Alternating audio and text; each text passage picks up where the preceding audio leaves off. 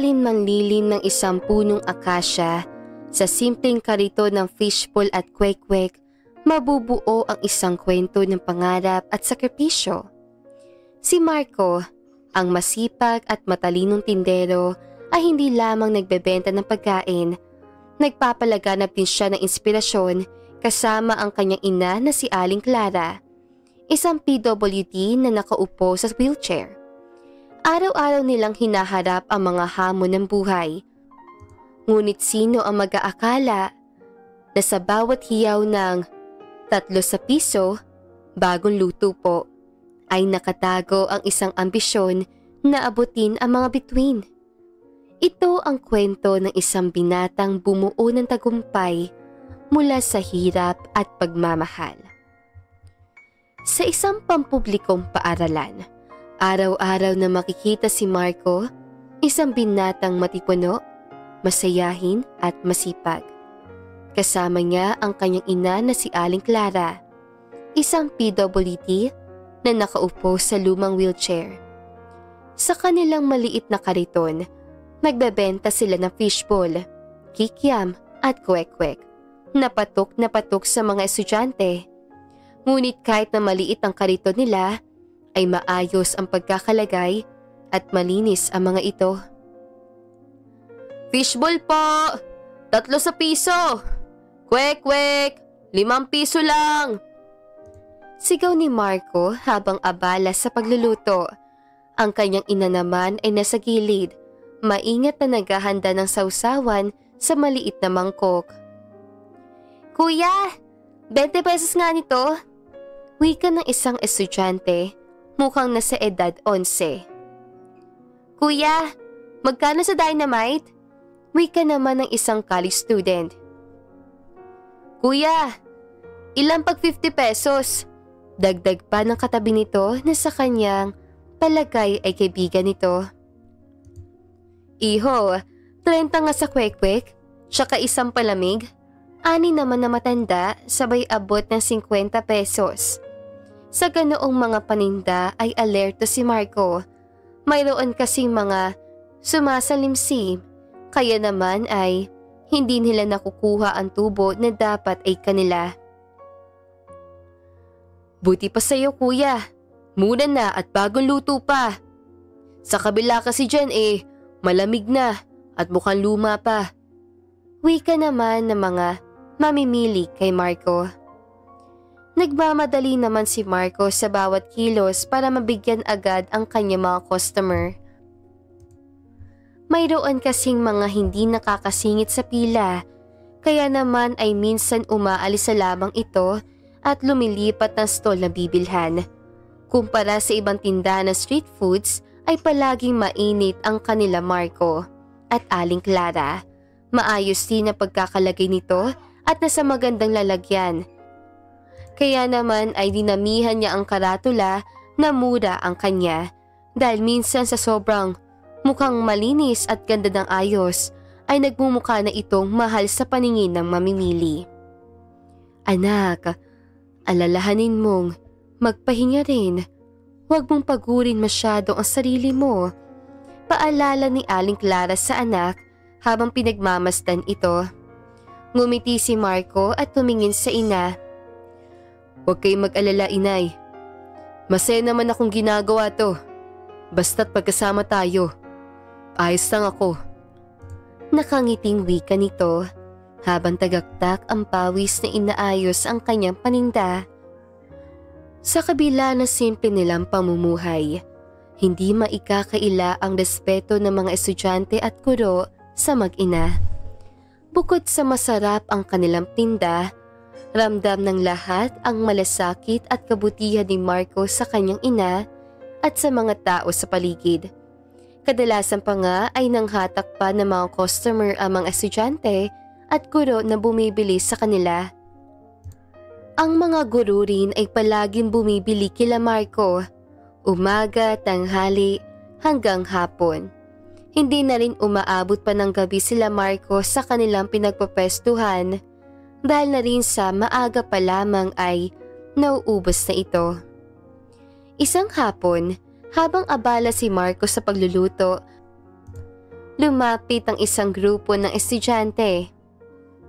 Kuya Marco, bakit po hindi ka nalang magtrabaho sa opisina?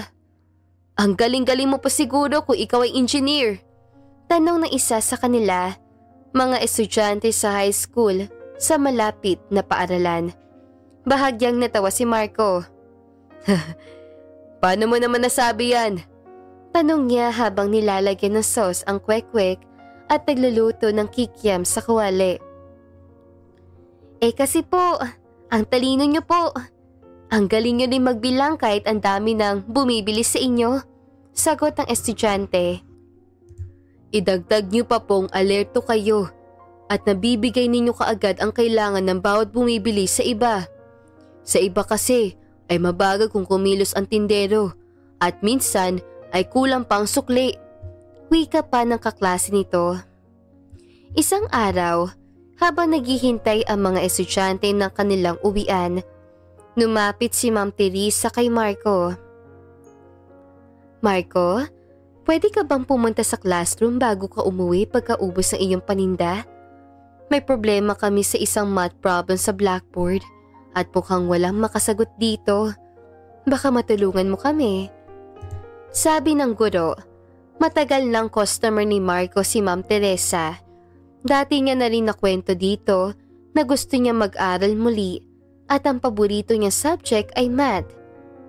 Dahil kasi sa kakapusan sa pera ng pamilya nila Marco, ay grade 7 lamang ang natapos ito at nahinto na mula nang mamatay ang kanyang ama at magkasakit ang kanyang ina na naging dahilan kung bakit kailangan nitong nasa wheelchair na lang dahil sa kahirapan. Napilitan ni Marco ang sumubok ng iba't ibang trabaho. Minsan na rin siya sububok sa isang supermarket, sa isang milk tea shop at isang bakery. Ngunit hindi siya nagtatagal dahil sa kanyang ina. Kailangan kasi nitong palagi ng gabay at makakasama sa paligid niya na pwede siyang tulungan sa pagtayo, pagpunta sa banyo at pagligo.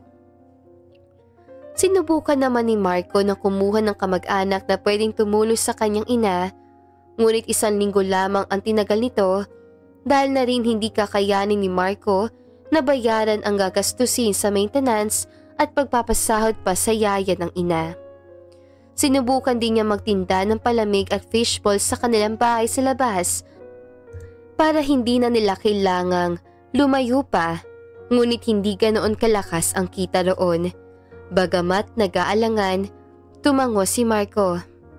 Sige po ma'am, subukan ko po ah. Dumating ang oras na tapos na si Marco magtinda. Naubos na kasi ang kanyang mga binebenta. Sigurado ka ba anak? Nag-aalangan na tanong ni Aling Clara sa anak. Kinakatakot kasi nito na baka makinig ang mga estudyante at bulihin pang anak dahil sa suot nito. Oo naman inay. Total, gusto ko rin naman po talaga makapasok muli sa eskwelahan at makapag-aral ng math. Kung matutulungan ko ang kanyang mga estudyante, bakit hindi, di ba? Kayo po ba inay? Okay lang po ba na iwan ko muna kayo saglit? Tanong ni Marco sa ina na nasa wheelchair. Abay, oo naman. Wika naman ito na nakangiti. Nay, ayos lang po bang itsura ko? Tanong ni Marco sa ina. Guwapong guwapo. Dagdag pa ni Aling Clara sabay ngiti na matamis sa anak. Makita lamang ito ay namimiss na niya ang kanyang asawa. Kuhang-kuha kasi ni Marco ang itsura ng ama na siyang bumihag sa puso at mga mata niya. Namimiss mo na naman si tatay ano? Pagbibirong wika ni Marco sa ina habang nagsusuklay ng buhok. Aba, syempre naman. At ama mo yun. Nabuo ka sa pagmamahalan. Sana lang ay mahanap mo rin ang taong magmamahal sa iyo kahit ano pang hirap ang pinagdaanan mo. Wika pa nito. Maya-maya pa ay umalis na si Marco. Itinuro rin ng gwardiya rito kung saan ang silid na hinahanap niya. Pagpasok sa classroom, nakatingin ang mga estudyante sa blackboard kung saan nakasulat ang komplikadong equation. Tumayo si Marco sa harapan at nagpakilala. Pinakilala rin naman ito ng guro na kumuha sa kanya. Maya-maya pa nang mautusan ito ng guro na isolve ang equation sa blackboard, ay kumuha ito ng chalk at sinimulang sagutan ang problema. Sa bawat hakbang ng kanyang pagsusulat, napuno ng ingay ang silid habang nagbubulong-bulungan ang mga estudyante. Ang iba ay pigil hininga. Ang iba naman ay sinasabayan ang pag-solve ni Marco at ang iba naman ay nagbibiro na hindi pa tapos sagutan pero perfect na agad. Ang bilis niya mag-solve, wika ni Trisha, ang isa sa mga estudyante na nangunguna sa klase. Akala ko ba hindi siya nakapag-aral? Nagtataka namang wika ni Mike na siyang loko-loko sa loob ng kanilang silid-aralan. Pagkatapos ng ilang minuto natapos si Marco ang equation, lumapit si Ma'am Teresa at sinuri ang sagot. Kinakabahan naman si Marco ng isa-isa ng sinuri at sinolve ni Ma'am Teresa ang steps ng kanyang sinolve na equation sa board. Maya-maya pa, "Tama! Ang galing mo, Marco!" Sigaw niya. Pumalakpak ang mga estudyante at guro. Lahat ay napahanga. Hindi ko alam na ganito ka kagaling, sabi ng isa sa mga guro. Hindi mo ba talaga naisipang abutin ang pangarap mong propesyon? Ngumiti si Marco at sumagot siya. Gaya ng lagi ko sinasabi, mas mahalaga para sa akin ang pamilya. Ang pangarap ko, hindi lang para sa sarili ko, kundi para rin sa nanay ko. Pagpapaliwanag ni Marco. Mayroon namang online class kung saan a-attend ka lang na online meetings. Hindi mo ba gustong subukan? Gusto po sana, pero nag-aalangan na wika ni Marco. Hay, huwag ka na magpero-pero. Pag may kailangan kang pagkagastusan sa klase, ay magsabi ka lang sa akin. Wika naman ni Ma'am Teresa. Nakitaan niya na potensyal ang binata. Kahit na matagal na itong huminto sa pag-aaral, ay hindi pa rin nawala ang kanyang mga kaalaman. Isang beses rin na kwento ni Aling Clara na madalas pa rin magbasa sa gabi si Marco ng mga math equations. Madalas itong magbasa-basa about engineering. Simula ng araw na iyon, dahil nga hindi natapos si Marco ang high school, ay nag-take siya ng ALS. Dahil na rin sa edad, ay agad siyang nakuha nito.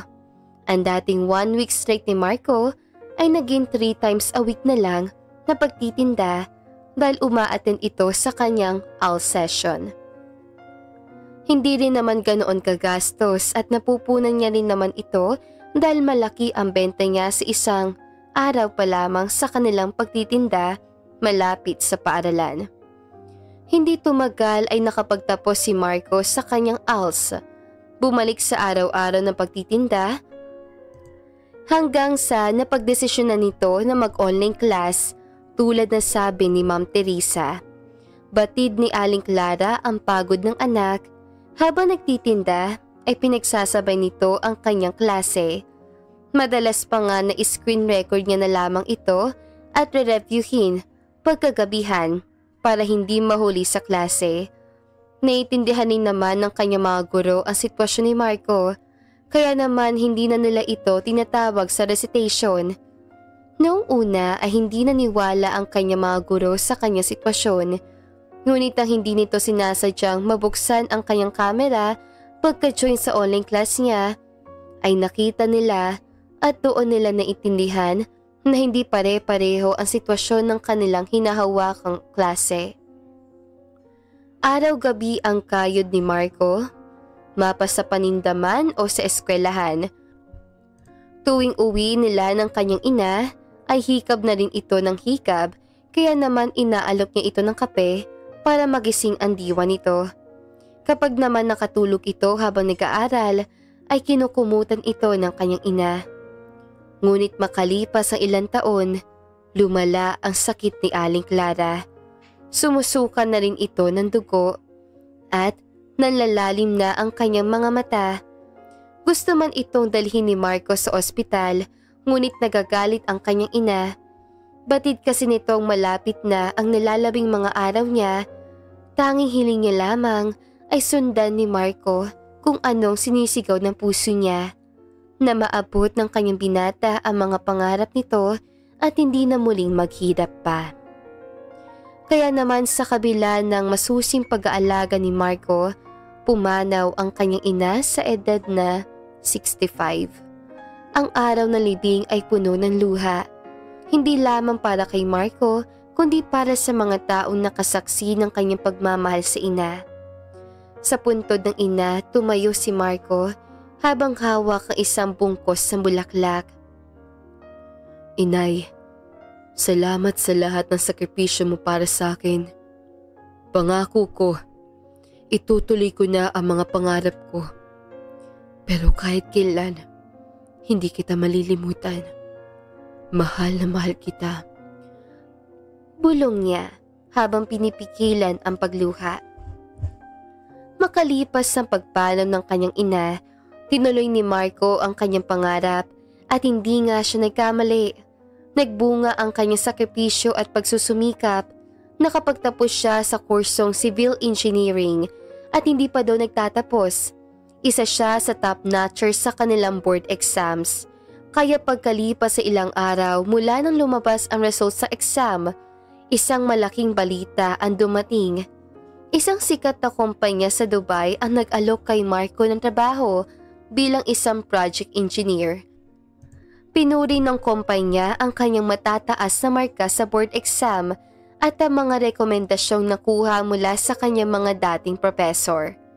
Sa araw ng kanyang pag-alis, muling bumisita si Marco sa puntod ng kanyang ina. Suot ang kanyang simpleng barong at may dalang maliit na bag. Ngumiti siya habang nagsalita. "Inay, paalis na ako. Pangako ko, gagamitin ko ang lahat ng itinuro mo sa akin. Hindi ko kayo bibiguin."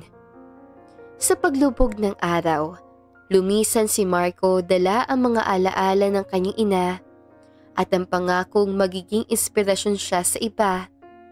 Ang binatang nagbebenta ng fishbowl ay ngayon ay isa ng engineer na handang harapin ang mas malaking hamon ng buhay. At dito na nga po nagtatapos ang magandang istoryang ito. Maraming salamat mga kakwentuhan! Huwag niyong kalimutan mag-like at subscribe at pindutin na rin ang notification bell para lagi kayong updated sa ating kwentuhan. Hanggang sa muli, paalam!